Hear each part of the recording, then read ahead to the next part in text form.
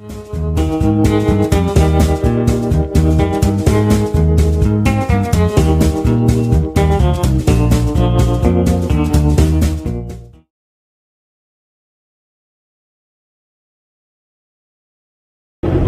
freaking phone call and it's supposed to be on Do Not Disturb. Goddamn phone app, I'm gonna be pissy with it and fucking get rid of it.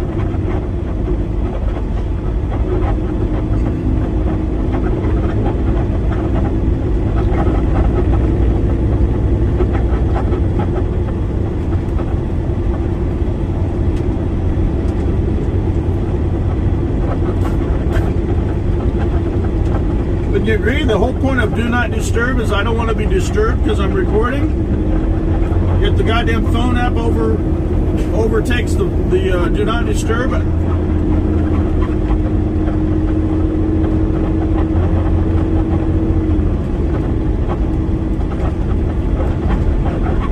we got a lake on this side too. A river. Look at this river. Yep, that's a dam. It's dammed up right there.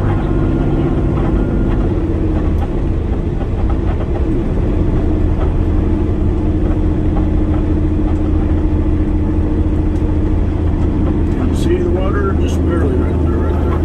Yep, it's dammed up on this side.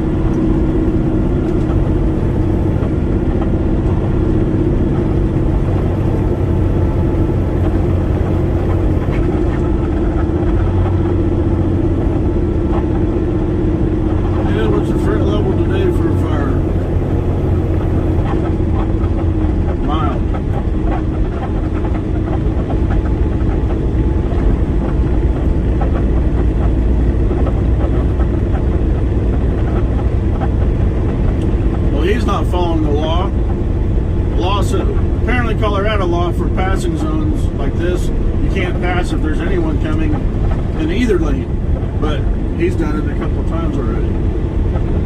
Because hey, in Kansas you can pass if there's someone in the far left, which is their far right. If there's nobody on the inside lane, in the middle lane, then we can pass, but not now, it's going to be yellow. But just back there where it was, hatched, zippered. So that was Monarch. Nothing major. I think Monarch's worse than, going down the other side it's worse because you got those 2-3 switchbacks to do. Oh, hey, I forgot, tunnel. Another actual tunnel. An actual tunnel. Not just a snow shed, but a tunnel. Slow down a little bit. This is a fairly long one, I think. I think there's another one up here. And there is a side road just in case they're working on it.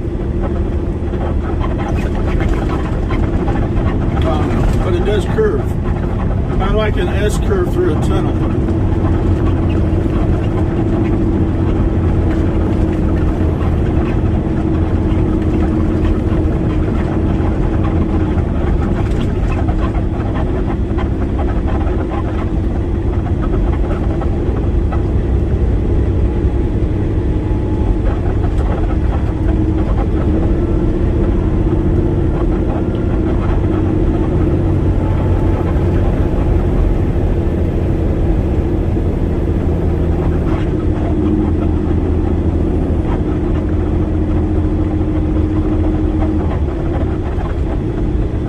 About 15 minutes up, 3 switchbacks. We don't have any switchbacks on this side.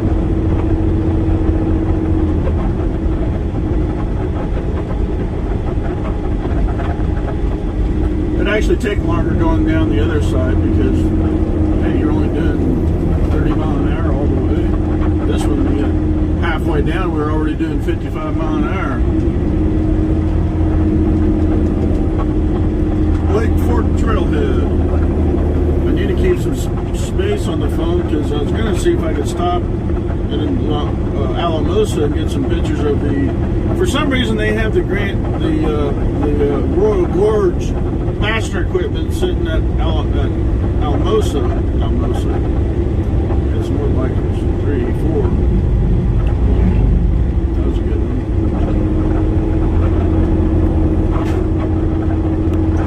See, even this is. I think this is even better than US 50.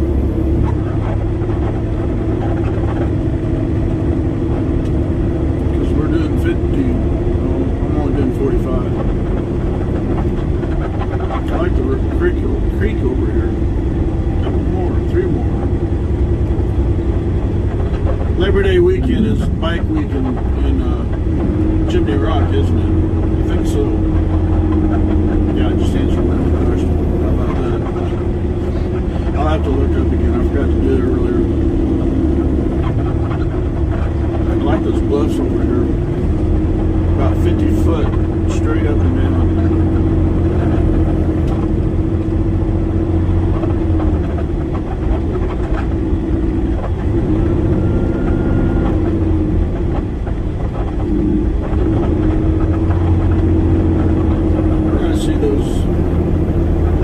Cortez. Yeah, you have to come all the way down to here before you can take your socks off. Or chains or cables or whatever you got on. There's a bridge there. I would not go across that bridge with this. And then the river creek goes that way. I don't think they can raft down there. It's too shallow. You're dragging on the rocks all the way down. Again, had a rock slide there. Not sure when. I suppose we got 1 lane road again. There's a rock slide back there. There's a rock slide there. I think there might be a shallow creek on the left here. The creek is actually over on the right.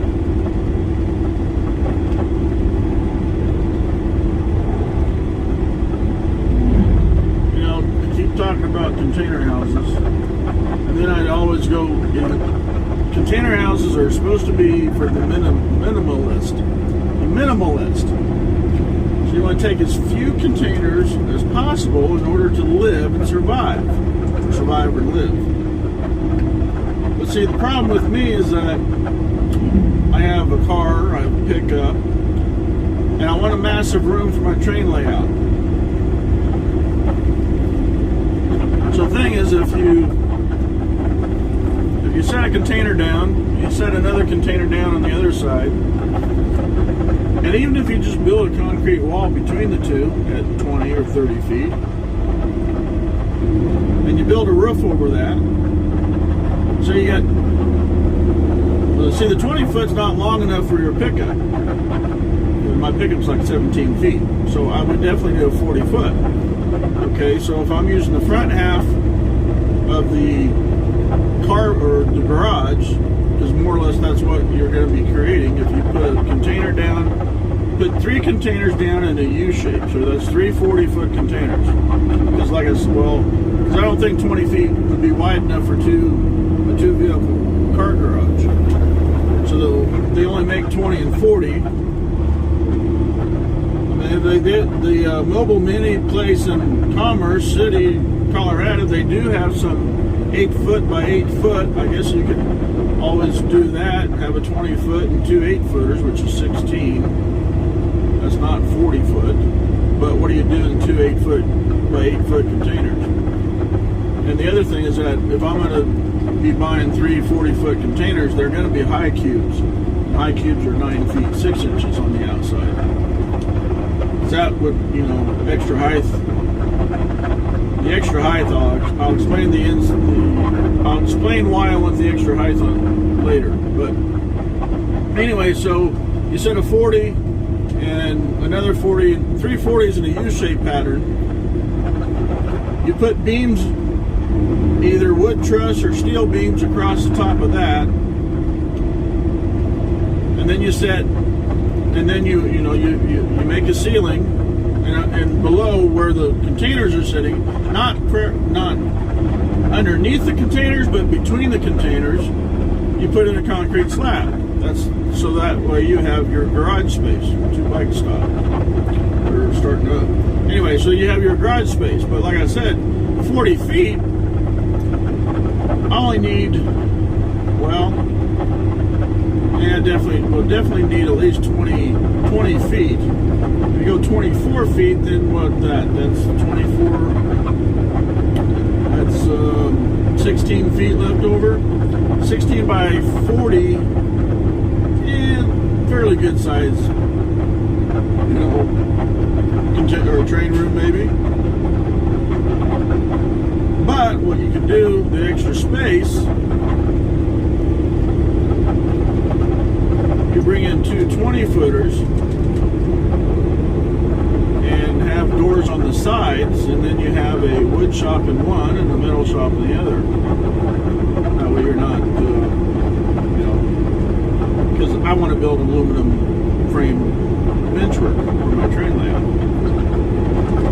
Okay, so then you build, like I said, wood trusses or steel beams on top of the containers, and then you set 3 more 40-foot containers in a U shape, same way that you got it going. And then you put trusses on top of those, or steel beams, and then you put a ceiling in, and then you roof it off, put a roof on it. And if you put a wall up, you build a wood frame wall and put glass along that side, which is the same side as the garage is on. Then you create that space there into your living quarters, or because you have your containers and you want to live minimalistic, you put 40 feet. That's a lot of freaking space.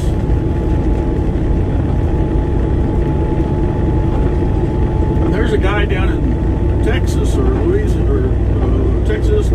or Florida. He's in Texas right now. Containing Luxury on YouTube. That's that channel name. Containing Luxury. He has built a 1-bedroom in a 40-foot container. A 1-bedroom apartment or 1-bedroom house. You got a kitchen, a galley-style kitchen. You got a living room. You got a bedroom, a bathroom, and a bedroom. The bathroom you walk through, the shower's on one side, the toilet and sink are on the other side. You walk through it, and at the end of the container is your bedroom. Well, that's all, fine and dandy. But if I got, 6 containers sitting there, and see that's the other thing. Minimalistic is not having 6 containers. So, and I'm still trying to figure out how to build a container home and have a place to park the truck. So if you don't use 2 containers on the outside wall, you just build a concrete wall, and you have on the right side you have 2 containers that are sitting beside each other or spread out. Say they're spread out about 15 feet or something. So you have a container, and then you have 15 feet of space, and then another container. And then you take another container and set it perpendicular to the 2 on the bottom, and then you have an overhang of about 15 feet into which would be the truck garage, pickup garage. You'd have a space for the truck, which is 2 containers high. I actually took pictures. I actually made it what I'd like to do. But the other thing is that the whole point of a container is that it's self-contained. You use the space inside the container. The last video I watched, the guy, he cut so much wall, the side walls out of the containers, that it was stupid even to buy the containers, because he cut so much of the side walls out the only thing left of the container was the indoors, and then they covered that up with stucco and plaster and whatnot. You know, you can't even see the goddamn containers after they got done building the house. He used 6 containers, 6 40-foot containers. There was no point of using any containers on that house, but he did, and he missed the concept of the container home altogether.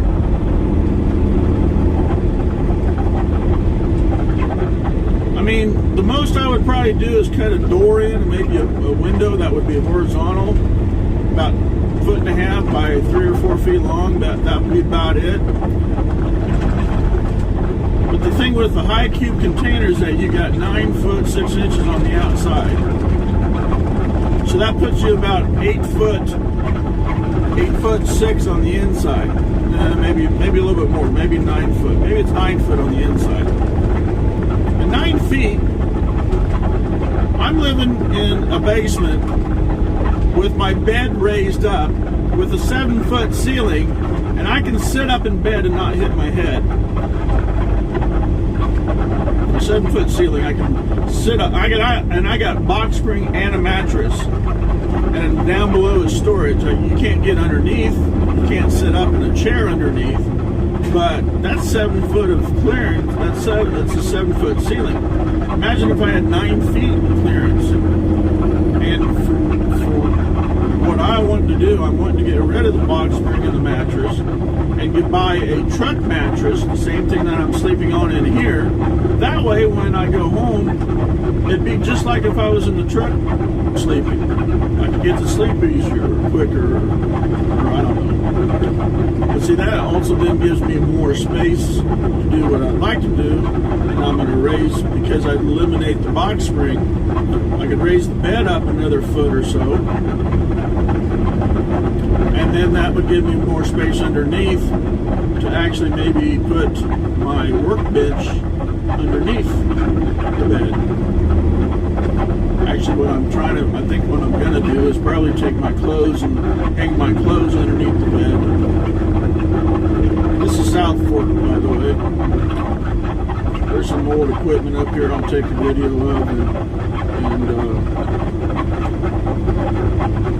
then I'll cut it off. But anyway, so a 9.6 container gives you about 8.6 inside. I'd raise the bed up. Well, yeah, the bed would be raised up higher than what it is now, because I'd lose the box spring.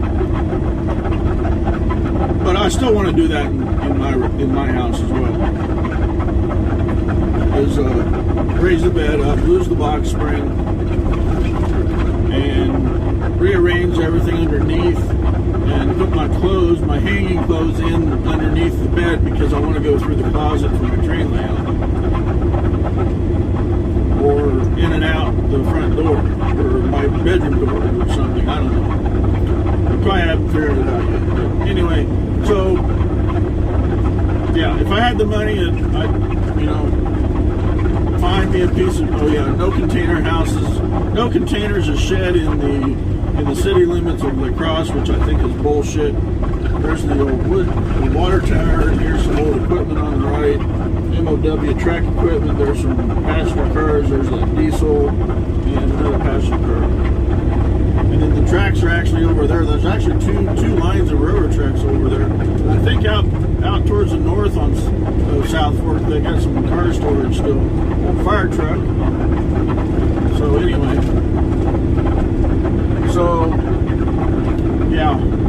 I'll tack on those pictures of my container house that I built using my plastic containers at home. It's definitely not minimalist, because I think I used about 6 on the bottom, 6 on top, the 2 on the side, and then I put 6 more across the top. They're all 53-foot Pacer stack train blue containers.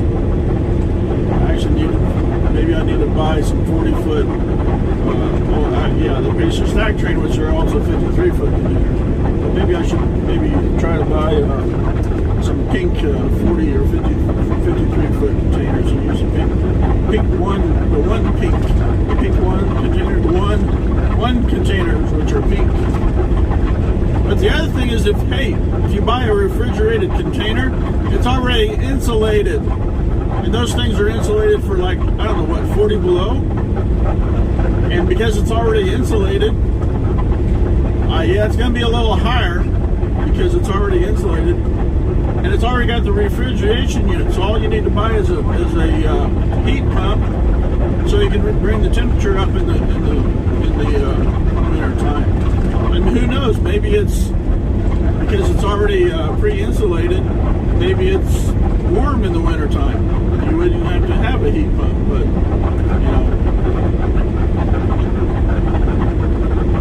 just an idea. Buy a single-use container, high cube, refrigerated container, so it's already pre-insulated and good to go.